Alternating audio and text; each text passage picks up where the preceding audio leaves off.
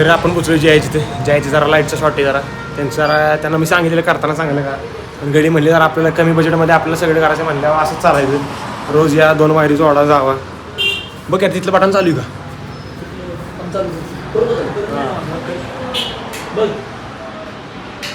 आतलं बटन चालू कर एकदा तर चालले चेकिंग तर आता मी निघालो रडगावला आमच्या शरण्याला सोडायला तर जरा आपला म्हणजे संध्याकाळी जेवायचं नियोजन असं आहे पण बघू जर वेळ झाला म्हणजे जास्त वेळ झाला तर नाही थांबणार मी निघून येणार डायरेक्ट पण मग आता काही नक्कीच नाही आपण निघालो 2 व्हीलरवर तिला घेऊन पहिल्यांदाच मी तिला घेऊन चालली म्हणजे 2 व्हीलरवर एवढ्या लांब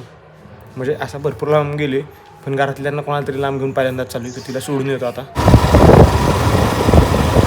तर आता आपण निघाली पिंपोडमध्ये पोचले बऱ्यापैकी तर एक 15 किलोमीटर अंतर आपण क्रॉस केलं असेल थोड्याच वेळात आता आपण वाटरमध्ये पोचीन आणि मग फलटण आता आपले आवरून झालेलं आहे इकडे हवा एवढी बेकार सुटली तिला शहराला सोडलं जेवण केलं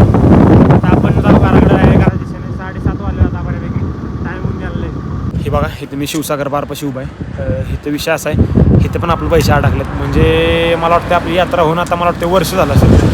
वर्ष होऊन आपली यात्रा होऊन मला 2-3 महिने झाले 2-4 महिने झाले असतात मागच्या वर्षी आपण यात्रेत काम केलं यांचं शिवसागरवाले यांचं पोस्टर इथे तर ह्यांच्याकडे आपलं काहीतरी 4-1 हजार रुपये असतील किरकोळ कामच होतं पण हिंदी पण ऐकायला पैसे दिले नाहीत म्हणजे असे माणसं पैसे बुडवतात भरपूर असं माझ्याकडे बऱ्यापैकी कस्टमर आहे तुम्हाला जिथं जाईल ना आता रस्त्यानं म्हणजे समजा कधी भेटलं कोण की बाबा ह्यानं पैसे बुडवले तुम्हाला दाखवत जाईल मी एवढी बेकार इथं गेलं तर आतमध्ये पैसे असले तरी म्हणणार पैसे नाही दारा हे नाही ती नाही